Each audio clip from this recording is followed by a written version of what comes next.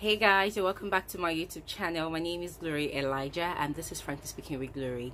Before I continue this video, I just want to encourage us all, those of us who are yet to subscribe to my YouTube channel. If you're not yet a member of this family, please take a moment to pause this video and click on the red subscribe button. And also, if you always want to receive a lot of my videos, whenever I upload a new one, you always want to be the first person to get notifications.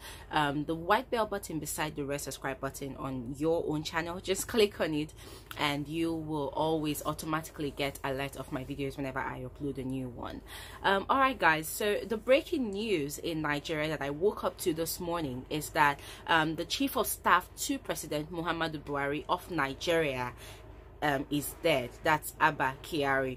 Abba Kyari was one of those government officials that actually was abroad when the coronavirus pandemic actually took full swing in Europe, and then when he got back to Nigeria, he came in contact with Vice President Osibanjo and even our President Muhammadu Buhari and several other staff at at Aso Rock, and not later he started getting the symptoms of coronavirus. He started exhibiting symptoms of the coronavirus, and then the president had to take his own test, and then president was pronounced negative.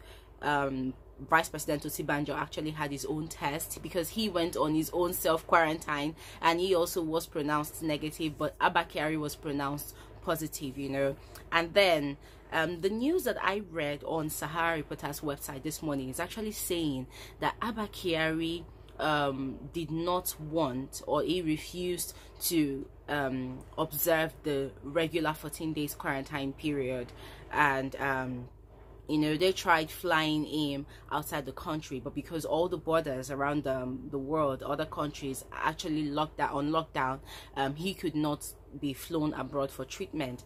And then they could not also put him in the special unit at the presidential villa because it was solely made for the president for cases of emergency. And then they could not put him at the hospital in Abuja because it was below his standard. I'm coming back to that. And then they brought him to Lagos, and I think they were going to treat him in the hospital where the first COVID-19 patient, that's an Italian man, was actually treated successfully, but they did not want to put him there, or he refused to be put there. I don't know, but the point of this whole story that I read from Sahara Reporters website is that millions and millions of government funds were actually spent, to treat him in private care, to treat him, to take care of the caregivers, to take care of the amount of security that was actually deployed, to take care of him. But at the end of the day, he's dead. Now that brings me to another gist, because about 2 weeks ago, Dr. Kemi Olunloyo is one of the most controversial investigative journalists that we have in Nigeria. Sometimes I believe her works and sometimes I do not believe her works. Sometimes I feel like she's overly dramatic, and sometimes I feel like this woman, where'd you get your information from? Because at the end of the day, there are some things that she says, and just give it time, it just comes out to be a reality, So 2 weeks ago, she already announced with a tweet and also on her Instagram page that a government official, I think that's the tweet, yeah. So she announced that a government official from Aso Rock died that particular day, and she's not going to mention the name of the person, because she doesn't want to get into trouble. But then she said that she's going to leave the job to the government to actually announce the death of the person. The descriptions that she gave completely suited Abba Kyari's position, And then that week, there was an uproar online because a lot of Nigerians started asking questions that where is Abba Kyari? Because immediately after his test, people did not have information about him anymore. People did not know his whereabouts. And then questions were being asked. I remember watching an interactive session with a lot of doctors abroad and doctors in Nigeria, even the Minister of Health, and also the Commissioner of Health of Lagos State as well. I remember watching that interactive session on Arise TV, on DSTV, and they asked these ministers questions about the whereabouts of Abba Kyari, and he said that the last time he spoke with Abba Kyari, that they spoke every day, that the last time he spoke with Abba Kyari was in Lagos. I think he said in Lagos or in Nigeria as a whole. So he said that Abba Kyari was in Lagos receiving care and, you know, care and support, that they speak every day. So Nigerians will actually say there were a lot of speculations, because some people said that, oh, that there's been an announcement of a private jet that just landed in Dubai International Airport. Some people said that it was a private jet that landed in London Heathrow Airport. A lot of speculations were just ongoing that, oh, the government has breached their instructions by flying Abba Kyari out of the country, you know. But then at the end of the day, it now turns out that I woke up this morning and I'm hearing this information of Abba Kyari's death. So the question now that I'm asking myself is it that Dr. Kemi Olunloyo has always been right all along? You know, is it that the person she was trying to talk about that was dead from Aso Rock was actually Abba Kyari? So, or does it mean that Abba Kyari has actually been dead 2 weeks ago and then we are just getting the information now? Right now, guys, the internet in Nigeria is currently on fire, because a lot of people are saying a lot of crazy things, that, oh, Abba Kyari was actually the person that was been ruling Nigeria from day one, you know, and the president is just the figurehead or the face that we're actually seeing. A lot of people are saying a lot of things, that he's actually evil, he is this, he is that, he is this, he is that. A lot of people are just bringing stories from here and there. Anyways, guys, all of those things, I don't know if they're 100% legit. So I'm going to ask you guys a question on this video. What are your thoughts, and what do you remember Abba Kyari for? What do you know him for? You hear of that name Abba Kyari, what do you know him for? What do you remember him for? Drop your answers in the comment section below. I'll definitely love to read about what you guys know of him. And also, guys, I just want this to be a learning curve for all of us. I want this to be a reminder to all of us that COVID-19 is no respecter of man or woman. It's no respecter of your gender. COVID-19 is no respecter of your societal status. COVID-19 is no respecter of the color of your skin. COVID-19 is no respecter of if you're rich or poor. COVID-19 attacks whom it wants to attack if precautionary measures are not well taken. So, guys, look at Abba Kyari's situation and then think about it.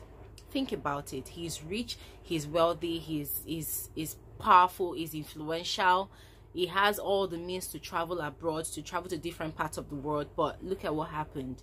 His money could not save him this time around, because even the countries abroad that he would have been flown to, they too need all the help and support that they can get. They too also need all the medical supplies that they can get this period, because their own situation is more crazier than what we have here in Nigeria. And then that also brings me to another conversation that I have been dying to talk about. That, wow. So Abba Kyari could not be treated in the hospitals in Abuja because according to the news I read on Sahara Reporters website, those hospitals are not up to his standard.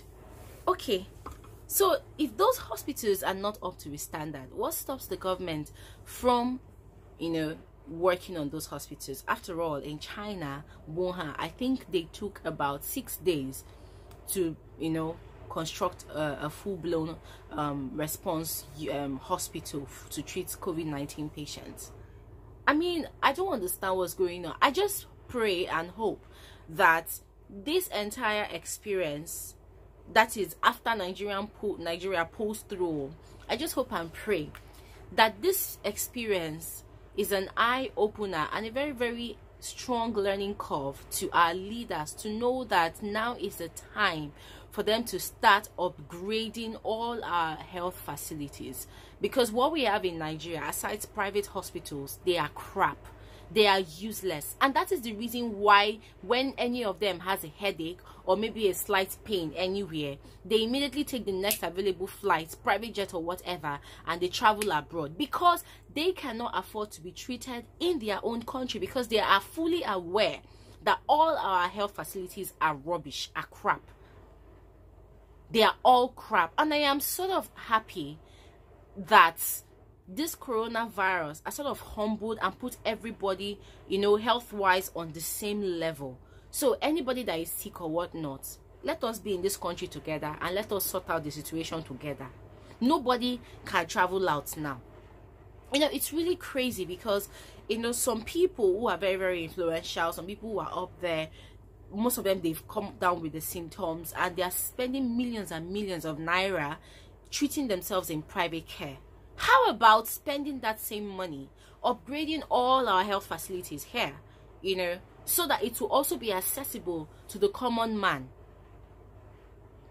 I just hope and pray that this entire season that we are going through, it brings a very, very strong wind of change, because there has to be a change. If after this whole pandemic, our leaders, our government does not upgrade all our health facilities, then there's a mental problem somewhere. There's a mental problem amongst them which has to be identified and eradicated. Honestly, guys, honestly. So guys, stay safe, and as I've always said on my videos, if you have the means, if you have extra, if you have surplus food or money to assist people around you that cannot afford it, please go ahead and help people. People are no longer battling with just coronavirus in Nigeria. People are still battling with things like hunger and, you know, a lot of things. Thank God we are no longer hearing about 1 million boys and all the robberies that has been going on. It has all, you know, palmed down, and I'm really happy about that. So security is back to normal. But then guys, hunger will never be back to normal, because the so-called relief materials that our leaders have been making a lot of noise about, they still haven't started disbursing it to people. So please, if you have enough, if you know that you have enough and you have surplus to still last you for the next 1 week, please go ahead and help people around you. And yesterday I did a video about celebrities that actually have been helping to feed the poor in our society. I mentioned Kafi Dance and Banky W, and then some of you also mentioned that Tone to Decay has been doing a lot, which I also researched and I saw that it's true. So I want to use this platform right now to say thank you to Tone to Decay for you know, extending that hand of love and care, intentionally being kind to those out there who have been finding it really, really difficult to survive this period. That's it. That will be all for this particular episode of Frankly Speaking with Glory. Thank you guys so much for watching. I'll see you guys in my next video. Do enjoy your weekend and stay safe. Bye.